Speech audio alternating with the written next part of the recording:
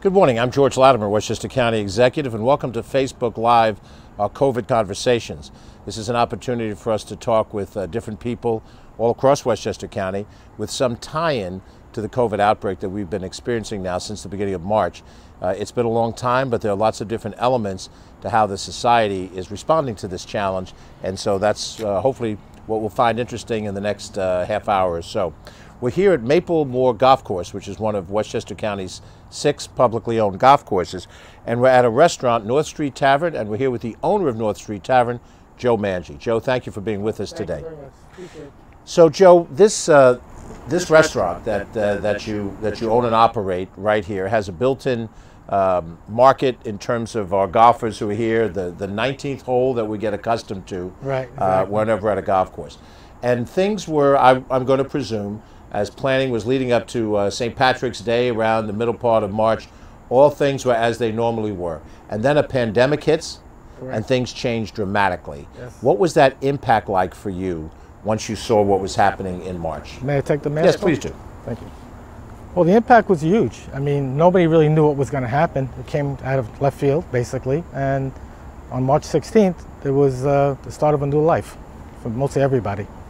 So we had to come up with some plans, had to change things to really make all our customers feel comfortable and let them know that we're here for you, and we started a new process. A part of it was a decision made by Governor Cuomo Correct. to shut down really all elements of the society.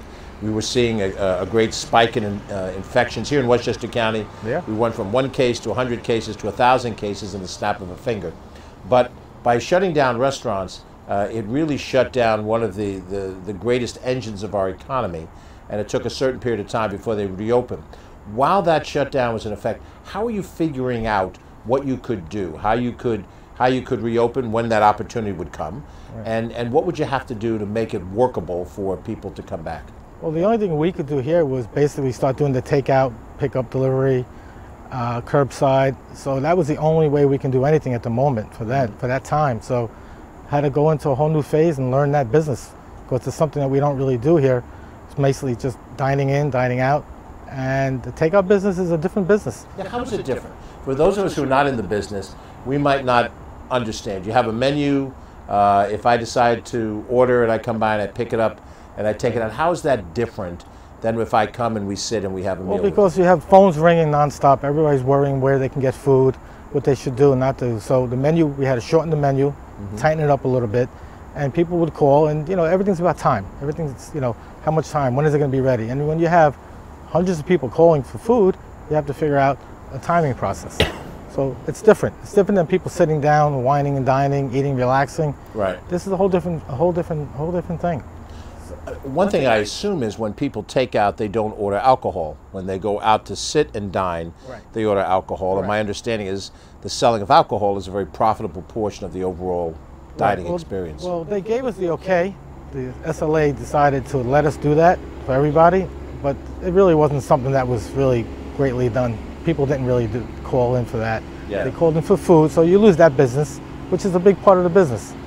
But you have to do what you have to do, and you have to keep working with it and dealing with the people and making everybody happy. We have a huge clientele around this neighborhood that all come here and eat, and Right. you have to take care of them first. Now, the restaurant element was shut down. The takeout was open for a bit.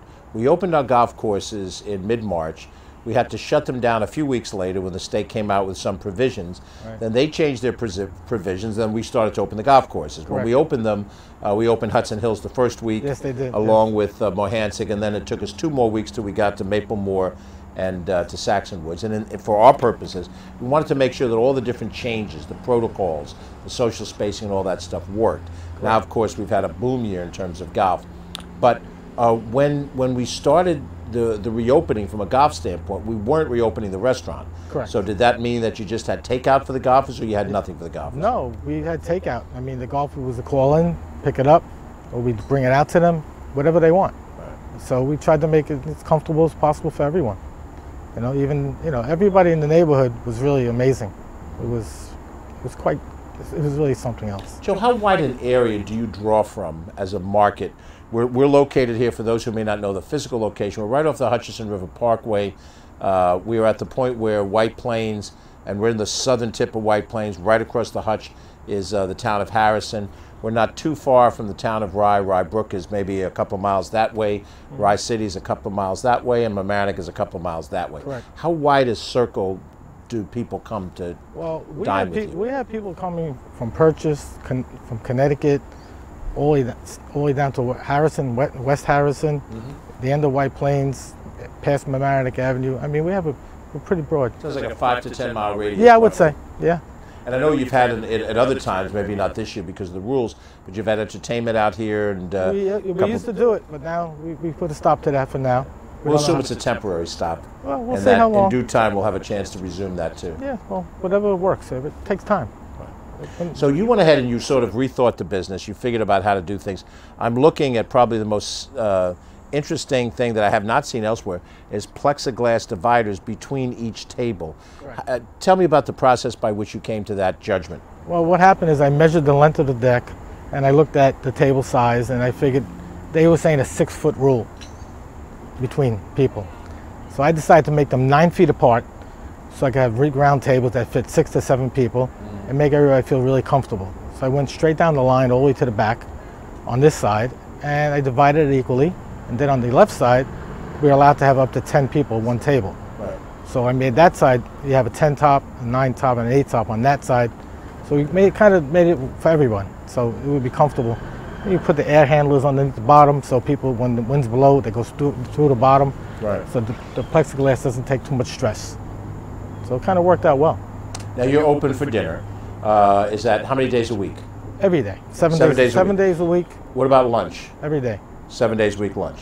And give me an idea of what your count is, you know, and how it compares to what it was like pre-pandemic. I assume it's busier on Friday and Saturday nights. Is that the usual? You know, it's really amazing. Lately, starting from Monday, the reservations are coming in all week. So they can go from 70 to 80 people from Tuesday all the way to Thursday. And then Friday, Saturday, and Sunday, it goes up to over 100. And you have to rotate everybody on a timely fashion. Right. So it's really much busier, and it's really hard. People call for reservations, and I don't have any space. Right. I lost a lot of tables by doing this, but this is what it has to be. Right. Well, I don't know if you had a full-out usage of it because you did expand the deck. Yes. You'd have more. Just out of curiosity, how much turnover do you get of an individual table during a dinner meal period? Well, you know, originally we were going to put time limits on it. You know, other restaurants were putting 90 minutes for 2 people, an hour and 15 for 4 people. I decided not to do any of that. Right. You know, I don't really believe that you should rush anybody eating. So, I mean, 4 people have usually up to 2 hours, 2.5 hours, and 2 people usually have an hour and a half. And I never ever tell anybody they have to leave. Right. You know, I just space it differently. If you call up, you want a 7 o'clock reservation, the next person calls, I give it 8:15, 8:30, and I keep rotating it like that. Right. And it works. And what type of, I know we have different rules for bars now. You have to buy some food and so forth. Under some circumstances, there's a bit of a bar business. Some of it's waiting to sit at a table. What's that portion of the business like now? There is no bar business right now. None. Okay. No. Right now, it's a 6-foot rule. Couples, family who live together can sit together. For people who are not, they have to be 6 feet apart. So a lot of people rather not go inside right now because they're worried. They'd rather stay outside, which is understandable. But you know, I'm working on something else with the filter system for the new area we just built, called M13, and it's a very interesting filter system that would help protect a lot more than regular filters. Well, whatever you do, it must be going well. A, because of business, but also we've seen all across Westchester County a real diminution in the amount of infection, and we're seeing other parts of the country are spiking as we did back in March and April. But we've now gone 3+ months of a lessening of the key issues. Less people hospitalized, less people losing their life, and while there's still new infections every day, the number of new infections are relatively small compared to what they were in the peak period where we were shooting up to the roof. So if people are coming out and they're dining out, they're obviously not spreading the infection, so that means that these things are working.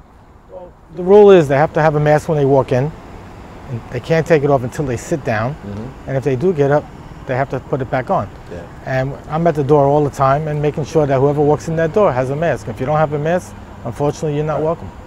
Some guys give you a hard time? Some people, you know, and I kind of laugh. I said, don't you know what's happening in the world right now? Yeah. And they look at me like, whatever. Yeah. They don't care. It's an interesting process because I don't love wearing the mask, and in the summertime it's hot, but you wear it because you have to. You have no choice. It's the smart thing to do. You know, I don't want to give you anything, or the people who are here working with us. What's the situation like with your wait staff? They're obviously interacting with people more directly. Mm-hmm. Has it been hard to hold on to people? No. What's the reality? The same staff I've had for the last 5-6 years. Nobody's left, everybody stayed. Everybody goes by the rules and follows the rules, and everybody's fine. My staff's amazing staff. My kitchen staff is great, everybody. That's good. Yeah. I'm sure it's good management as well as good staff. Yeah, well, for the whole picture. Everybody works together. So we're sitting here now the first week of August. The weather is terrific. It's San Diego weather today, although I don't know if it looks like it might rain. How long will you be able to stay open in an outdoor setting, do you think? Probably, I have 15 heaters on the deck, so I think we can go up to November, the end of November, maybe December, depending on how cold it really gets. Right. And that's the next issue we have to worry about as far as what happens in the winter. Yep. That's next. So we'll see where we go with that. I mean, the inside is getting done. I got the special air filters in there. Right. And hopefully everybody gets comfortable enough to say it's safe and they're happy about coming inside. Right. There are people who come here, and if I don't have room to sit out here, they go inside. Right. And they have, and so which is good. It's a good feeling.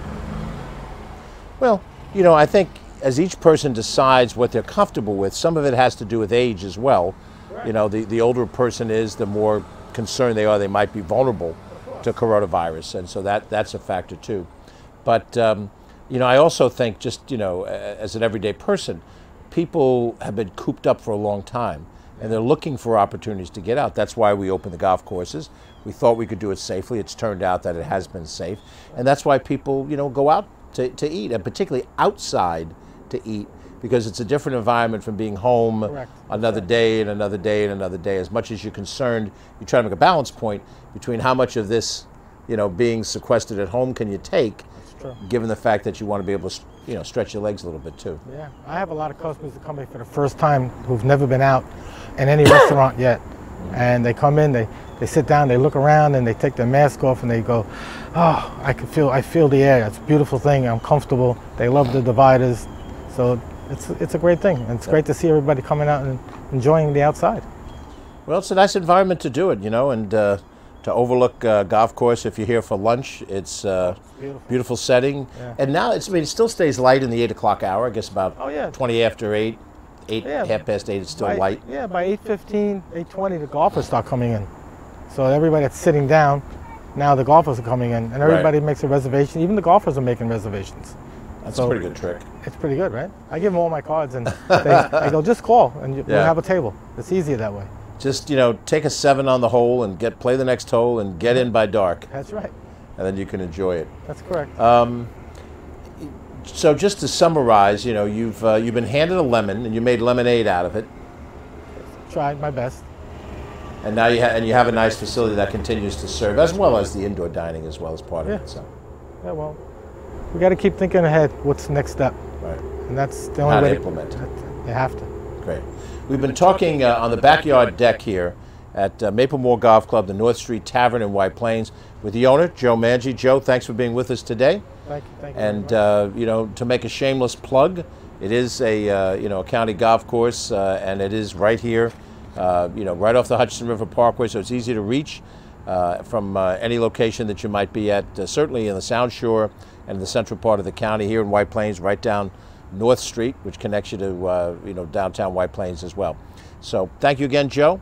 I'm George Latimer, County Executive. Thank you for taking time to have a little COVID conversation. We'll be back next chance we can with another little story to give you another little insight into what we're all trying to do to get through this pandemic. Thank you very much. Thank you, Joe. Thank you for watching. We'll see you soon.